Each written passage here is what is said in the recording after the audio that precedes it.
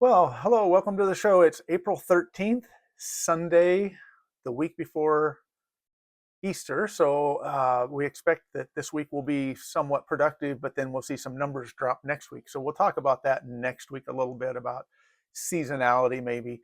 But the focus and topic of this week is basically the mixed messages that are out there in the real estate market right now. Obviously, if you're watching the economy, you're watching the stock market, you're seeing the stock market go up and down, you're seeing mortgage interest rates go up and down.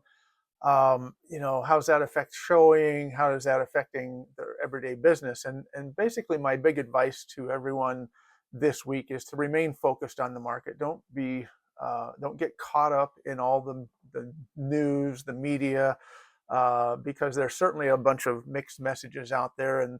And the whole issue with mixed messages is, that you end up getting distracted from the real estate market. And it's hard enough to keep your clients on track every week, but when you yourself are out there, kind of following the news and getting all depressed, and it kind of shows. So again, this week's focus, the title of the show is Remain Focused on the Spring Market. And let's start, first of all, before we jump into the show, and take a quick peek at the weekly market dashboard. Inventory is up year over year this week by about 18%. We'll talk about that at the end of the show. That's a good sign. It's up pretty good a number there at with the single family existing home sales listing properties are 34% up. That's 1791. That's really, really good for the spring market coming up. And even the condo townhomes are up a tremendous amount. 412 homes. We were closer to under 300, I think, last year at this same time. So that's a 30 or 88% increase year over year. We're still seeing a lot of home sellers basically looking at the market and making price adjustments, and I think that's healthy. My stance on all that is to price it right first, and then you will not have to continue to make those price adjustments, because once you do start to take that price cut, you're seeing a pretty tremendous amount of discount. Whereas if you price it right, you can still negotiate a little bit and probably not have to take quite as much of a hit as a seller there. So home buyers out there, there's some good news for you, because we're seeing home prices for the most part, stabilizing. Actually, the median list price from a year ago is down 4%. So that means that it's more affordable to be buying homes this year at this point of the marketplace. Don't expect this to last much longer. But the only area that we're seeing an increase year over year of list prices is new construction, where it's just about 1% up, and that's a expected area there. Median sale prices, again, they're overall are down just slightly, 0.2%. So in all reality, we're pretty much even in that marketplace there. So let's jump in to the show, and I've created a little different graphics this week. We're going to see some actual market stats, but this is to help you remain focused on the spring market. And this is a view of the Dow Jones Industrial Average. You can look at this in four different lenses, as it were. If you've been watching the market this past week, you might feel like you might be a little bit optimistic because the market's going up. The last month, however, this is the last week. You go over here to the last month, and actually the market over that same period a month ago is down a pretty decent number. But again, don't get caught up into that, because then when you look at it based on year over year, at the same time last year, we're still up. No, it's not up where it was a couple of months ago, but it still is up a year over year.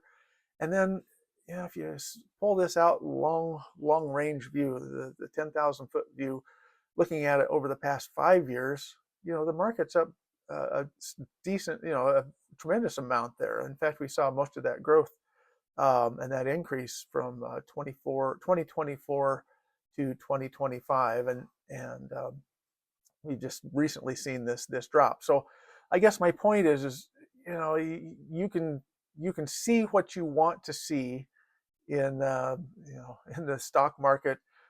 You'll definitely see the negative stuff in the news, because that's the old adage, bad news sells newspapers. Well, I think the same kind of thing, bad news draws viewers to the TV and radio arena. So again, just try not to focus too much on overall. So let's kind of do the same exercise looking at the the Fannie Mae 30-year fixed rate mortgages. I'm sorry, this is Freddie Mac, I think. Anyway, it's the federal reserve rates at 30-year fixed average for mortgage rates. And we know that these track higher. We'll see those in a second as well. But week over week, it's 0.2% lower. So again, flat this past week, mortgage rates.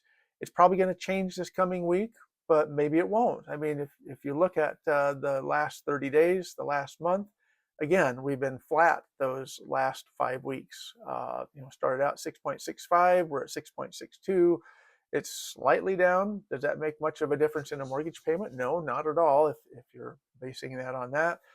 Even when you look back 1 year, this is the thing that you got to really start to look at and kind of ask yourself, are rates stabilizing? Well, they're up and down a little bit, but you know what?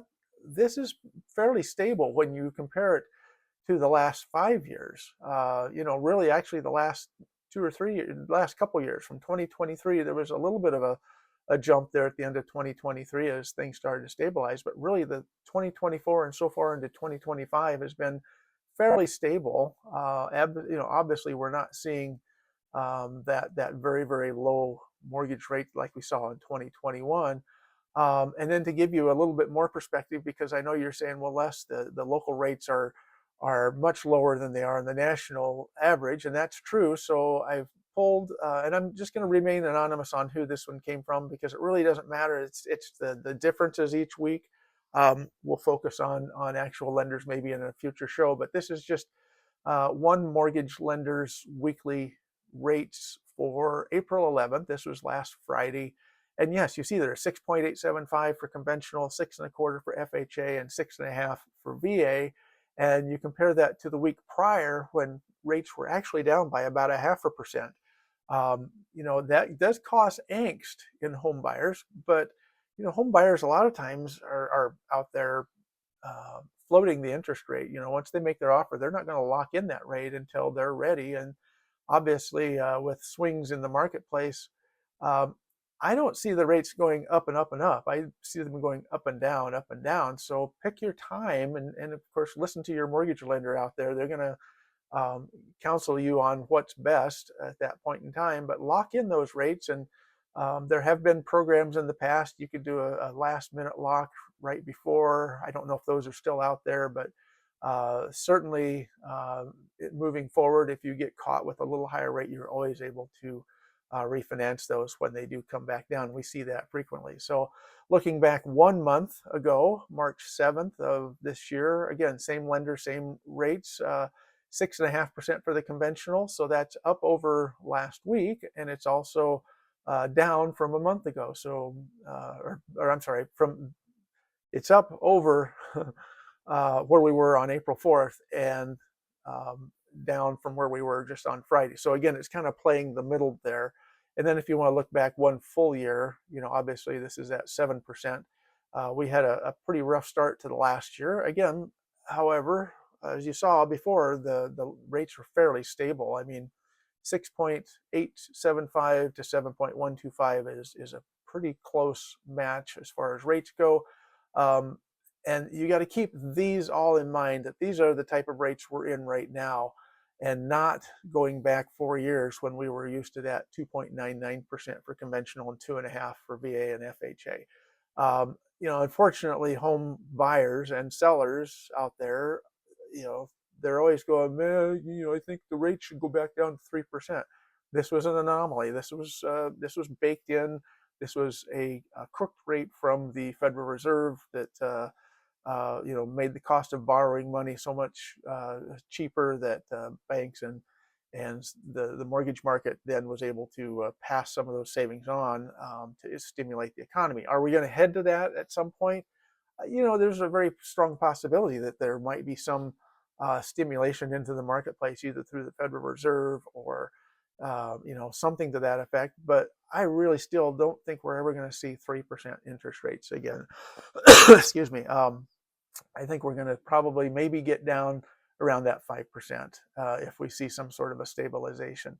And honestly, I think this might be where we'll head near the end of the year, as soon as the tariff talks are kind of out of the way. I think that's what's causing the most angst in the real estate market and the market in general, the stock market, and everybody is, let's get past the tariffs and let that all stabilize. So, hopefully that will happen. But again, don't focus on that. Just worry about what's going on in the real estate market here for you locally. Keep focused on your own business. So I haven't brought this graphic back for some time. This is the showing time graphic that tells you, based on the first of the year, if home showings are up compared to the first of the year. And you can see that, we're up the third week here. Well, about the 1st of April here is when this last one came out, April 11th. And, right now we're sitting up just over 40% more showings than we did the first of the year. And you go, well, gee, that makes sense because the first of the year is pretty slow. It's kind of interesting because you always can kind of see these little dips right here. That's probably where we had our 2 weeks of bad weather, although most of that bad weather really came in February, and you can kind of see that there was still a dip, but it's just weird how the marketplace goes. If you're ever wanting to know where I get this information from, I'm going to include this URL in the show remarks this week. So this URL will be included, so you can click on that. It will take you directly to this graphic. It's a long URL, and it's got all these characters at the end, but it's the raw URL here. And this comes from Showing Time, and you can see across the top here, they compare it back to 2021. So let's just kind of take a peek, and we'll add these layers as we go over. You can do this on your own as well. When you go to this graphic, you simply click on these years, and it'll activate or deactivate them, toggling them on and off. And you can see that, the showing activity from the first of the year compared to last year's first of the year showing is not nearly as dramatic as it is this year. So we're technically a little bit behind last year. And when we add in 2023, we're still doing better than 2023, which was, kind of a tough year because it was right after the year that interest rates rose and home buyers were kind of sitting back going, what are we going to do? Should we wait or should we not wait? But I can tell you that we're really kind of mimicking that 2022 and 2021 pattern here. And so, you can toggle on just whichever year you want to compare it to. But again, as far as how we look this last year, we're just still, showings are still down just a little bit, but don't fret. There's some good news in that. And some of that good news is that we're seeing more inventory coming on the marketplace. In fact, this is a very, very good sign. You would look at this graphic and you see the little dashes. That's last year's weekly homes listed and added to the listing market every week. Well, look at this. These last 2 weeks, we have outpaced the highest weekly addition of listings any time of last year.